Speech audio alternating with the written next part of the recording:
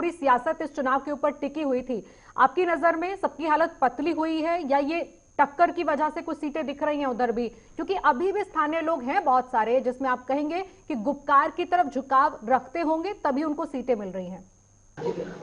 देखिए, दो बातें हैं। एक तो नई लीडरशिप को उभरने का अवसर मिला, इसमें कोई दो राय नहीं, जी। चाहे हमारी पार्टी में हो या बाकी दलों में है या इंडिपेंडेंट हो, ये अपने आप एक बड़ी जीत है। दूसरा, मैं कहूंगा चुनाव में हार जीत होती है, गुपकार की भी हुई, बाकियों की भी होगी, वो अलग बात है, लेकिन जीत किसकी हुई, इससे संदेश क्या गया है।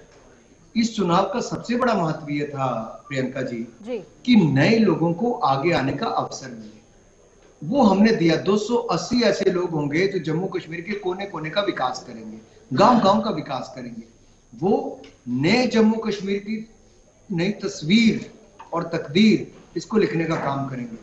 मैं ये यहां पर कहना चाहता हूं, आज सबसे बड़ा जीत क्या है? जीत ये है कि जम्मू कश्मीर के लोग अब डरते नहीं, ना गुपकार गैंग से, ना पाकिस्तान में बैठे उनके आकाओं से।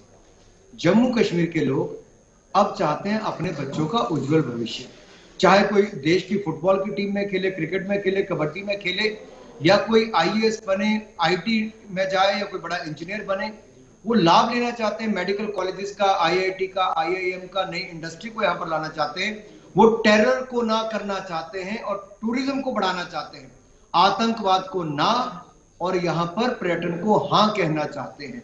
मुझे लगता है ये संदेश बड़ा स्पष्ट दिया है कि हम पिछड़े नहीं रहेंगे, हम देश के साथ आगे बढ़ेंगे, बाकी राज्यों को कंपटीशन देंगे, इंडस्ट्री भी लाएंगे, रोजगार भी देंगे, पर्यटन को बढ़ावा भी देंगे, और नई लीडरशिप के माध्यम से जम्मू कश्मीर का विकास भी करेंगे। एक चीज आप भी सहमत होंगे इस बात से अनुराग ठाकुर जी कि पूरे चुनाव के अंदर अगर किसी मुद्दे को हाईलाइट करने की कोशिश की गई या लोगों का ध्यान उस तरफ लाने की कोशिश की गई जिससे कुछ बदल सकता था, आर्टिकल 370, जिसको बार बार याद दिलाया गया कि अगर कश्मीरी लोग 370 को भूल जाएंगे तो शायद बीजेपी पर भरोसा बन जाएगा। अगर कश्मीर के लोगों ने 370 को स्वीकारा नहीं तो नकारा भी नहीं, इसे किस तरह से देखते हैं आप? चुनाव में इस मुद्दे पर बहुत सियासत हुई।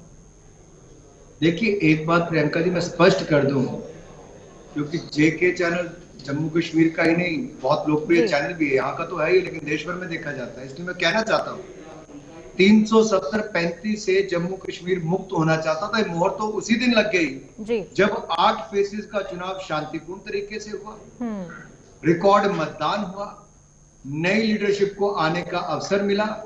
ये अपने आप में दिखाता है कि जम्मू कश्मीर के लोगों ने मान लिया है कि हमें 370-35 से हमें विकास चाहिए, शांति चाहिए और प्रगति चाहिए।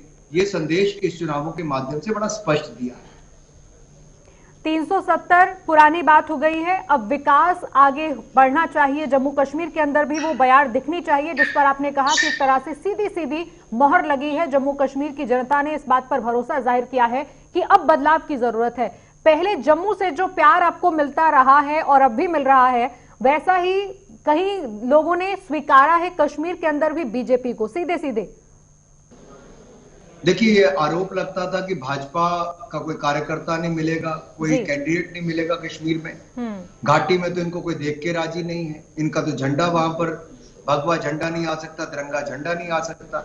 लेकिन कश्मीर की जनता ने स्पष्ट संदेश दिया है कि एक नहीं कई सीटों पर भारतीय जनता पार्टी को जिताया है, बहुत सीटों पर हम बहुत करीबी पहुंचे हैं, और यही नहीं, रिकॉर्ड कैंडिडेट हमने दिए हैं। ये पहली बार हुआ है और ये तो शुरुआत है, इससे नई एक राह खुली है। घाटी में भी भारतीय जनता पार्टी भविष्य में और अच्छा करेगी, ये मेरा पूर्ण विश्वास है, और इन चुनावों में भी कमल खिला है, एक बहुत बड़ी उपलब्धि।